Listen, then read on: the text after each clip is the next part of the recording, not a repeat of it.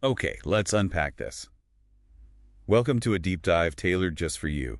Today we're getting into the real details of UK residential property management. Yeah, specifically focusing on that really critical bit, getting a new tenant properly settled in. Which sounds simple, but it's not just handing over the keys, is it? It's not at all. It's a pretty detailed process, lots of legal hoops to jump through, practical steps you just have to get right. Absolutely. And the material we're drawing on today is, well, it's perfect for this. It's a guide aimed at new letting agents. Right, so it's packed with the basics, the absolute must-know legal points, and a kind of step-by-step guide to that whole onboarding thing. It's the operational reality, isn't it, what agents actually do? Pretty much, yeah. It's the blueprint for getting a tenant in compliantly and, hopefully without too much fuss. Right. So our mission today is basically to pull out the key stuff from this guide. Make sense of what can feel like, honestly, a mountain of information. Think of it as your shortcut. Understanding who does what, why the rules matter so much, and walking through a real-life example. Exactly. You'll get a feel for the different roles, why some rules are just non-negotiable, and follow that tenant journey. Let's dive in. Let's do it. So first up, let's set the scene. Who are the main players in a typical UK tenancy?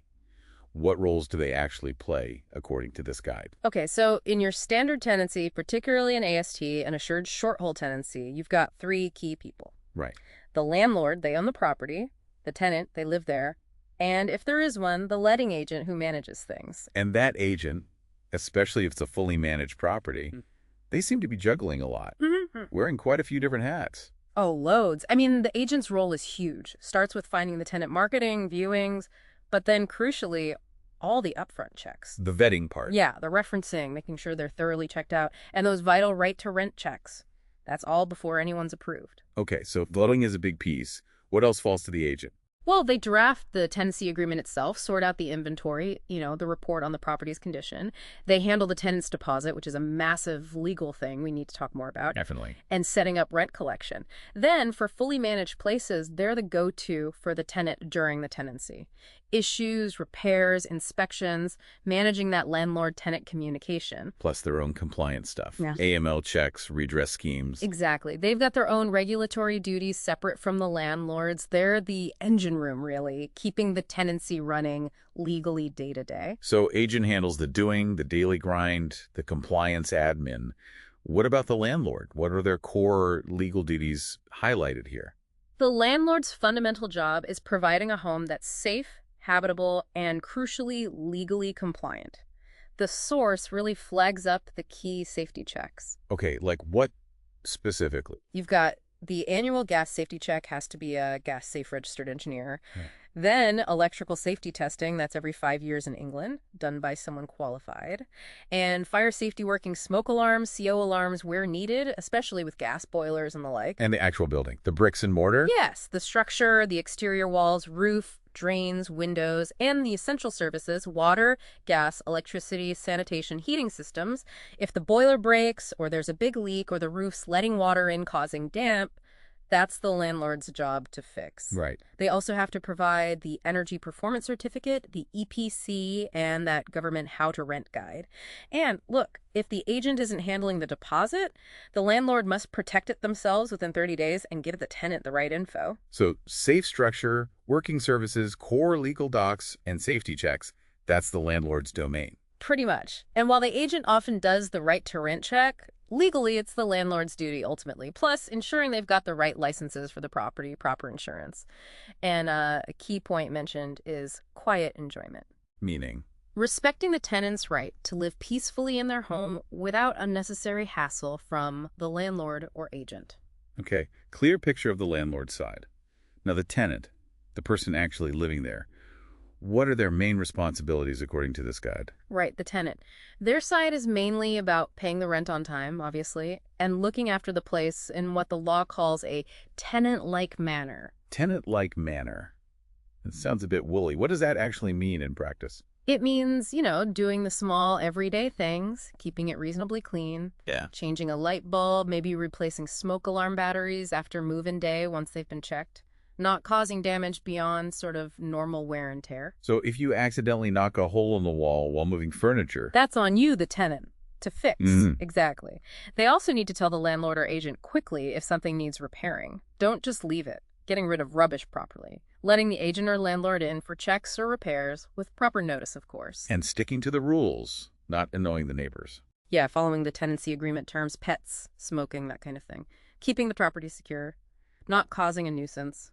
And something the source specifically points out, which often causes issues, is ventilation. Ah, condensation and mold. Exactly. Tenants have a role in preventing that by ventilating rooms, especially kitchens and bathrooms, and wiping down surfaces, keeping sealant clean. Okay, so big fixes. Landlords, small day-to-day care, and fixing accidental damage tenant. That division naturally leads us to maintenance and repairs. How does the guide detail this split? And how does the agent manage it day to day? Well, it reinforces that legal position. Yeah. Section 11 of the Landlord and Tenant Act 1985, that's the key bit for the landlord's big repair duties. Structure, exterior, utilities, heating, like we said. Boiler breakdown, definitely landlord. No question. Or a leaky roof, major electrical fault. The guide gives examples: gas safety issues, plumbing leaks, faulty boilers, damp coming from outside. Interestingly, it also lists faulty white goods, if they were supplied with the property, and it's just wear and tear, not misuse. Right, distinguishing from tenant damage.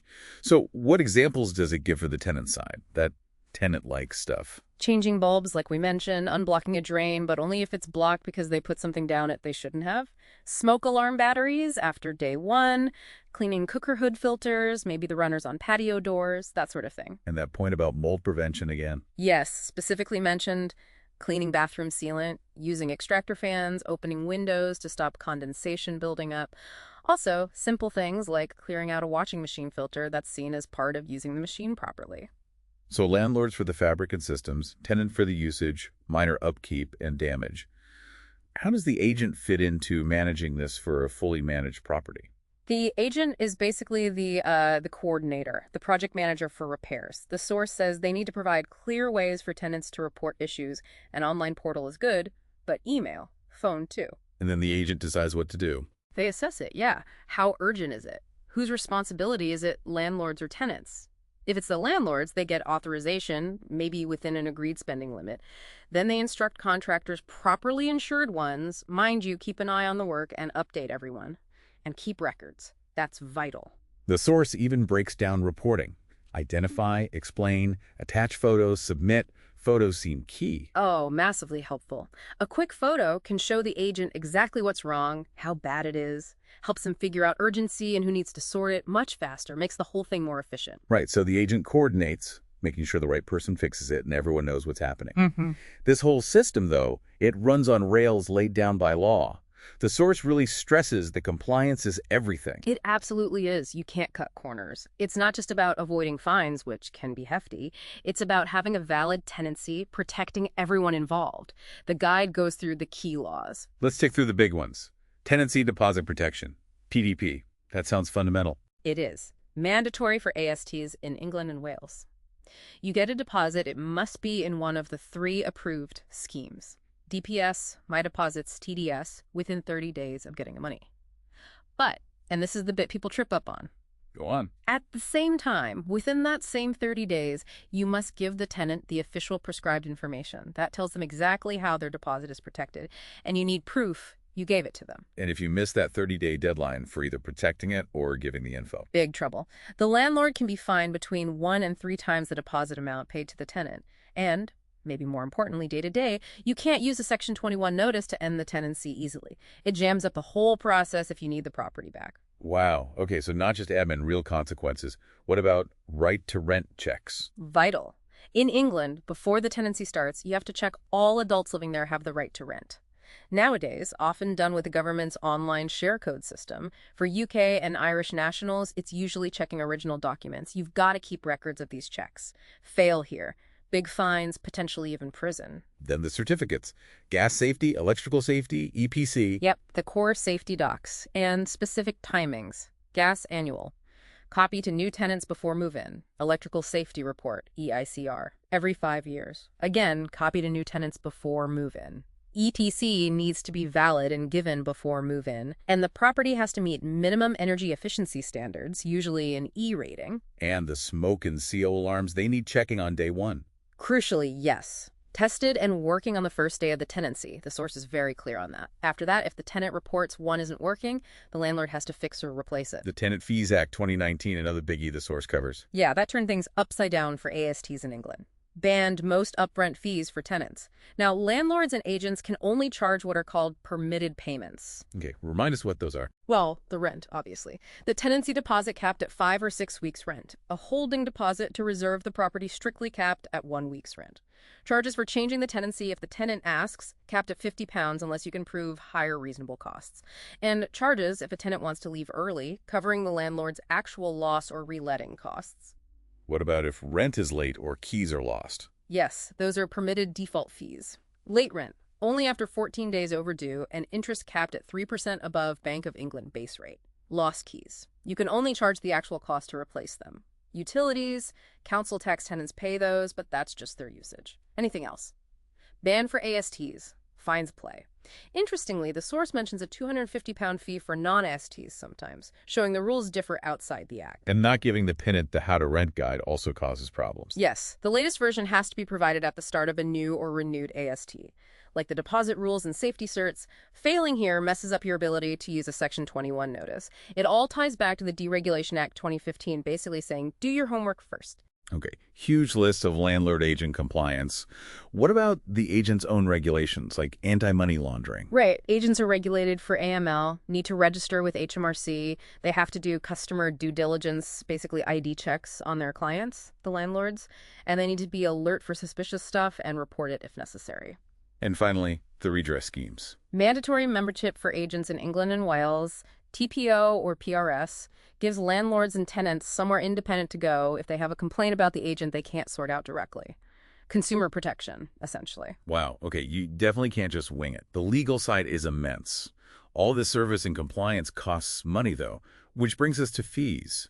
How does the source lay out the typical charges? It shows different service levels for landlords, often percentage-based, like maybe 7% for just finding a tenant, 8% if they collect rent too, up to maybe 12% for full management. Shortlets can be higher, about 25%, usually a cut of the monthly rent. Are there other one-off fees for landlords? Oh yeah, loads listed. AML checks, maybe £30, inventories, £170 plus, referencing 45 times per tenant, agreements, £120 new, £90 renewal. Getting the certificates done, EPC £100 plus, EICR £150, gas safety £100, registering the deposit £50, serving notices £90, property visits £75, even a hefty fee if a landlord pulls out after an offer is accepted, potentially £1,600. And arranging repairs. Yes. A common one is a percentage, like 10%, added to contractor invoices over a certain amount, say £100, covers the agent's time sorting it out. They also mention referral fees from contractors' kickbacks, basically. These have to be disclosed to the landlord, but aren't usually added onto the landlord's bill. And for tenants on ASTs, just to quickly recap those permitted fees again. Yep. Really limited now. Rent, capped deposit 56 weeks, capped holding deposit 1 week, capped fees for changes they request or leaving early based on actual cost loss, default fees for late rent after 14 days, capped interest or lost keys, actual costs, and their own bills like utilities. That's basically it for ASTs. Anything else is banned. That £250 per person fee we saw is for non-AST situations. Right. So landlord fees cover service and compliance. Tenant fees on ASTs are very restricted by law. Okay, we've got the players, the property care, the rules, the money. Let's see it all work in practice. The source gives this great example. Onboarding Miss Riza Noy into 101 Ability Place, London E14, rent £1,950 a month, moving in May 18th, 2025. How does that actually play out? Yeah, this example walks us right through it. Starts the moment Missy Noy says, I want it. So, steps 1 to 4. She makes the offer, agent gets details, prepares this offer confirmation document, and asks for the holding deposit. That offer confirmation is really important. It's the initial handshake on paper. It says who, what, where, when, how much, the property, the tenant, the proposed 12-month term, 6-month break clause, notice periods, the £1,950 rent. And critically, it lists any conditions she made. Like fixing things? Exactly. Miss Inouye asked for the fridge to be fixed, a mirror crack sorted, and a new mattress. Those become part of the deal, subject to agreement. And it spells out the money clearly. Yes. Calculates the 5-week tenancy deposit, £2,250 based on £450 per week rent. Shows the total needed before the holding deposit, £4,200. Then it specifically asks for the holding deposit, capped at 1 week's rent, exactly £450 in this case. And makes clear that £450 reserves the flat, subject to checks and contract, and sets a deadline, maybe 15 days, to sign the main agreement. Spot on. Formalizes everything, stops the agent showing it to others. Okay, steps 5 to 7. Miss Inoy signs electronically, pays the £450. Agent confirms, sends a receipt, stops marketing, and then asks for all the detailed info. Yep, now they need the full details for proper checks, full names, contacts, ID copies, passport, visa, whatever's needed. That right-to-rent share code if she's not a UK Irish national needing document checks. Proof of current address, details for employer and previous landlord references. Steps 8 to 10, this is the referencing bit. Agent processes it all, checks the right to rent. Yeah, they'll verify the share code online or arrange to see original documents for UK citizens. This has to be done before move-in. Sometimes it's done now. Then they send her details off to a referencing company, like FCC Paragon mentioned in the source. They do the checks. And the referencing comes back? Pass, fail, or maybe conditional. That's it. Agent gets the report, checks it, tells the landlord, sends them the report. If it's a pass and landlord agrees, great. Conditional might mean needing a guarantor. Fail means, well, it's a no-go based on the holding deposit terms. Steps 11 to 13. Landlord says yes. Agent drafts the main tenancy agreement, sends it for signing, and issues the big invoice for the rest of the move-in money. Right. The invoice calculation follows from the offer doc. First month's rent, £1,950, plus the full deposit, £2,250, equals £4,200 total, minus the £450 holding deposit already paid. Leaves £3,750 owed. Correct. And the source stresses this needs to be cleared funds by the deadline before move-in. Nisinoya pays up. Step 14 sounds like a really crucial legal step. Protecting the deposit and serving the prescribed info, PI. Absolutely critical. The moment that full £2,250 deposit lands, remember the holding deposit becomes part of it, the 30-day clock starts ticking. Protect it in a scheme. Serve the PI. Get proof you served it. All within 30 days of receiving that first bit of deposit money. Doing it well before move-in is the safest bet. Steps 15 and 16. The final flurry of admin before keys. Funds clear, agent updates records, source the landlord statement. Yep, pays the landlord minus fees. Before May 18th, they make sure the tenancy agreement is fully signed by everyone and dated. Do the final in-person ID check for right to rent if needed. Then hand over all required documents to Miss Inoy. All those certificates and guides. Everything. Signed agreement, gas safety cert, EICR, EPC, how to rent guide, the deposit PI. Plus, the inventory and schedule of condition report, usually done by an independent clerk right at check-in. Miss Inoy needs to check and sign this. Meter readings are taken. And only then, once everything is signed, paid, checked, and documented, do they hand over the keys on May 18th. That's the moment. Keys handed over. Job done almost. Because step 17 is the follow-up admin. Yeah, telling the council and utility companies about the new tenant, updating internal systems, making sure Miss Inoy has her standing order set up for future rent. Wow. Going through it step by step with Miss Inoy really shows just how much is involved. It's not abstract rules, it's a precise sequence. Checks, documents, deadlines. Everything has to align. It really highlights the detail, doesn't it? From checking the tenant thoroughly and noting those repair requests right at the start, to calculating the deposit correctly under the cap, doing the safety checks, hitting that 30-day deposit protection window. Miss one step and it can cause real problems. This whole deep dive makes it crystal clear. Managing property and onboarding tenants properly in the UK isn't something you can just stumble through. It takes real knowledge, careful processes, and strict adherence to a pretty complex legal framework. It's far more than just finding someone a place to live. Absolutely. It's managing risk, managing relationships, all within the law. And thinking about all those steps, all those duties, the legal deadlines, that journey with Miss Inoy, it makes you think, doesn't it? Here's something for you to mull over. Given just how much detail and compliance is involved, how does knowing all this change how you see the value of professional property management? Not just for landlords, but for tenants, too. Definitely something to think about.